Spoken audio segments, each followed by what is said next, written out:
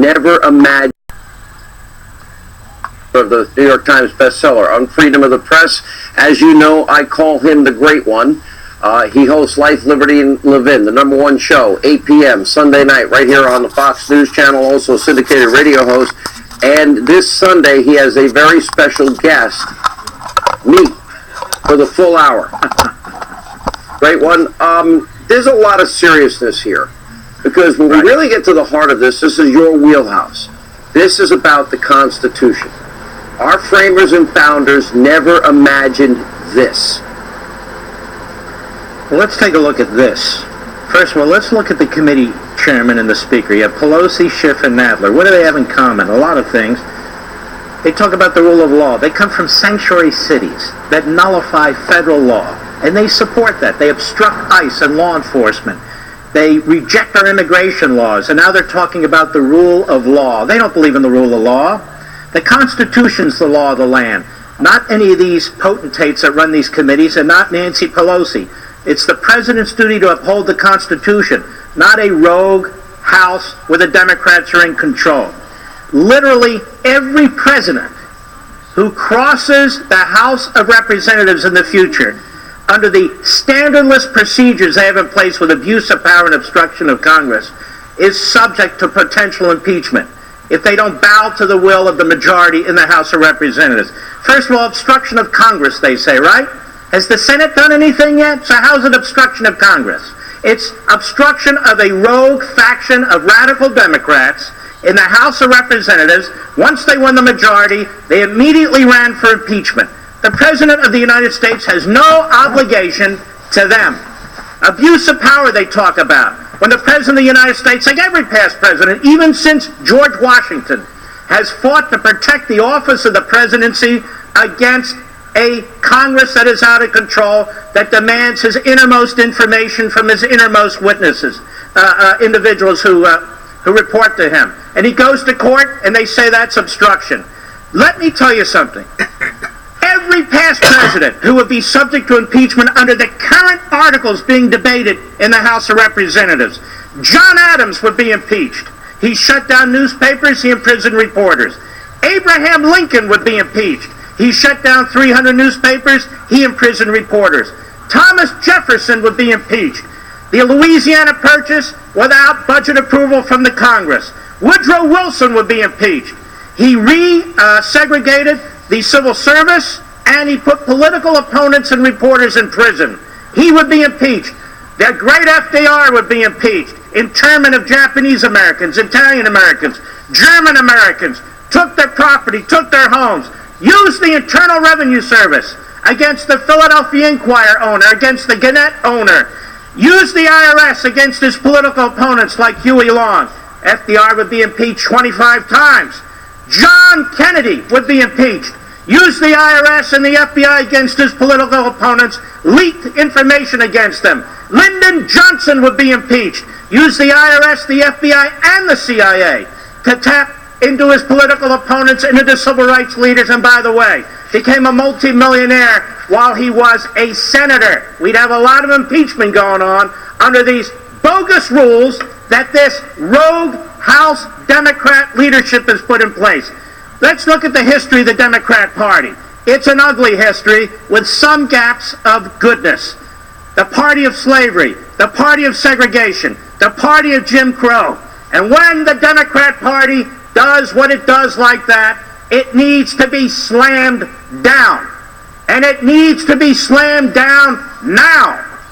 The next Democrat president of the United States must be impeached. Not to get even, not because we're at their low level, because the Republicans can't live under one constitution when the Democrats live under another constitution. And it's the only way we're going to stop them. One party can't be allowed to abuse the Constitution yet wave it around while the other party sits there and takes it. The Democrat Party must be slammed down. The next Democrat president, if they vote for impeachment against President Donald Trump, must be impeached. And we have the blueprint. It's the Pelosi project. She even said today, we've been at this for 22 months, for 2 years. What do you mean we're being fast here? We have the plan. Endless unconstitutional subpoenas. No resort to judicial review. No due process. Accusers are protected from scrutiny. Phone calls of foreign leaders must be released. The president's closest advisors must testify. Tax returns, business records, bank records, business associates, all subject to congressional access, and demand the appointment of a special counsel. That's the Pelosi project. It must become the Republican project when there is a Democrat president. One other thing. Look at this damn thing. This is 500 pages. This is the Mueller report. It took him 500 pages to say the President of the United States is an innocent man who didn't commit any crimes. 500 pages, 2.5 years, $40 million. That's that. Now we have another one that's 500 pages long. Look at this. Look at this. What is this? This is an Inspector General report that says what?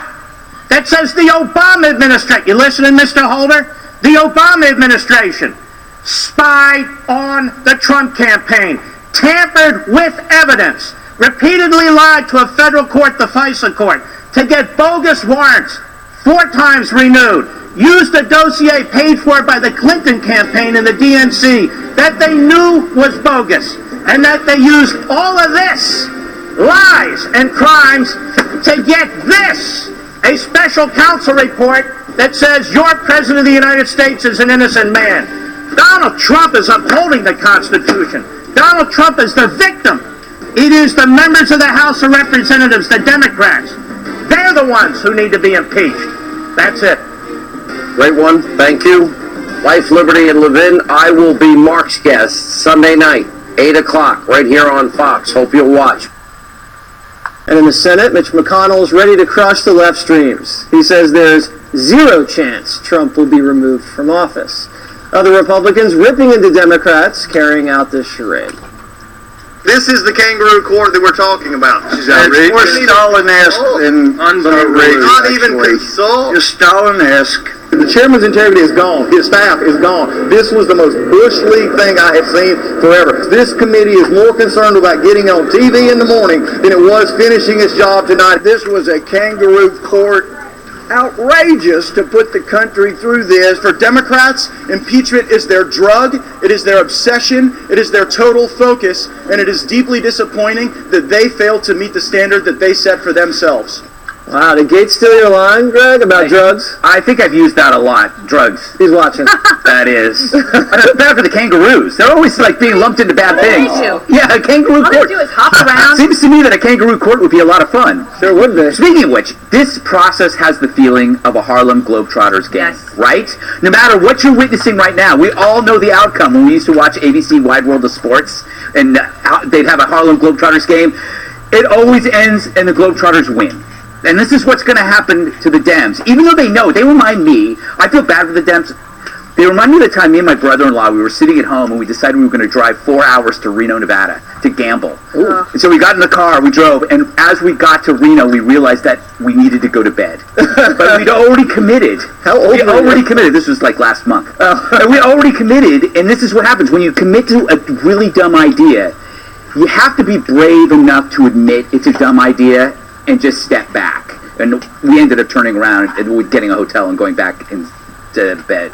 Wow, driving that back. could have been a really good story. No, I didn't. No, we're old men. And then we decided to play one more hand, and we won $10,000. But how delusional is it that they want a wider TV audience for this, right? That's why they postponed the impeachment. They think the solution for their idiocy is to get more people to watch their idiocy. Right, because as this process has gone on, people have changed their opinions a little bit about impeachment, and they're not buying what the Democrats are selling. And you can see that, and we've talked about Michigan, Wisconsin, Pennsylvania, but I was talking to a source today who said they've looked at independent voters in Georgia, Arizona, Iowa, and that the numbers are, the trend line is very similar. So the independents are like, we're not for this.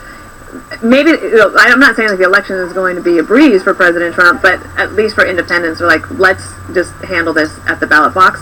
Could I make a prediction? Yes, you're very good at those. I have a good prediction. Okay, so have you seen this pre-spin of expectation setting that there could be a slew of Democrats who are going to vote against impeachment? Yes. I think that is spin because they want the narrative out there that they could lose a bunch, so that when they only lose 2 or 3 or 4, it will look like they held their caucus together. And Pelosi had said, remember, she already broke that one promise, right? She said, I am not for impeachment unless it's bipartisan. The only bipartisan vote she could get right now is against impeachment. That's true. And there's been a couple of Democrats, House Democrats, who are in those districts that President Trump won in 2016, who have said they're going to be against impeachment. It's a nice try. I still think they're going to get punished electorally because